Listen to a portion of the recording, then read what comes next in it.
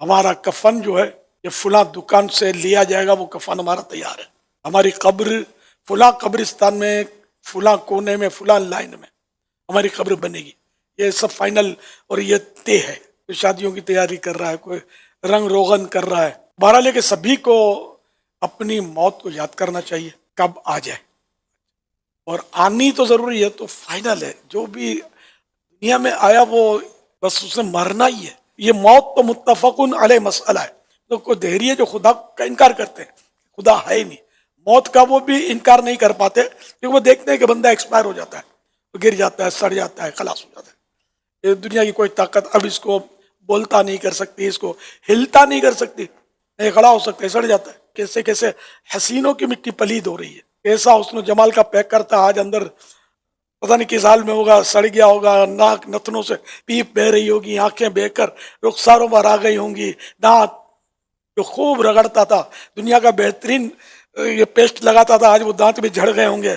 بال سنوار سنوار کر رکھتا تھا اور بہترین نائی کے پاس یہ بنواتا تھا، بڑے خرچے کر کے. تھوڑے ادھر رکھتا تھا، تھوڑے ادھر آدھا مونڈ دیتا تھا، اور بڑے ٹپ ٹائی سارے جھڑ گئے قبر میں. کوئی نہ فیشن کے کپڑے ساتھ آئے، نہ فیشن، نہ یہ ٹپ ٹاپ، نہ یہ ڈیکوریشن، نہ یہ لمبی کاریں، کوئی چیز اندر نہیں آئی. اے سی کا پنکھا بھی نہیں آیا اندر. بڑی بڑی ٹیوب لائٹیں اور یہ سیور کے بلب نہیں، اندر کوئی چھوٹا سا بلب بھی نہیں ہے. ایک عمل ہے، ساتھ نمازیں ہیں. سنتوں پر عمل کیا ہوا تو انشاءاللہ اللہ کی رحمت شامل حال ہوئی، نور مصطفیٰ کا صدقہ اب مل جائے گا.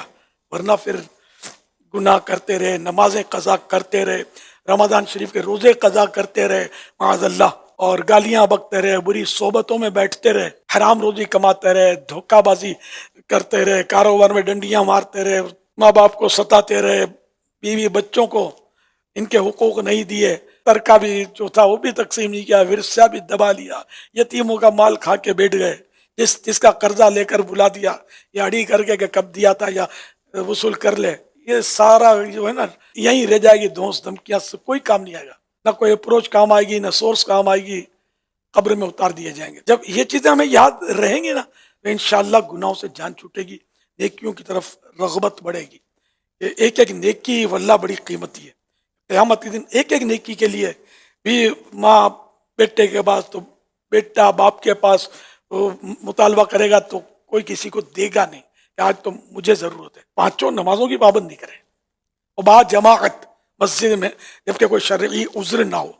نمازوں کی پابندی کریں، جتنی نمازیں جتنے روزے معاذ اللہ قضا ہوئے ان کا حساب لگا لیں اور اس کو بھی قضا کر لیں. تو اس طرح مطلب زکوٰۃ کسی پر ہے تو زکوٰۃ پوری دے، اگر ادھوری دیتا تھا تو اس کا بھی حساب لگانا ہوگا کتنی باقی ہے، سب یہ دینی ہوگی.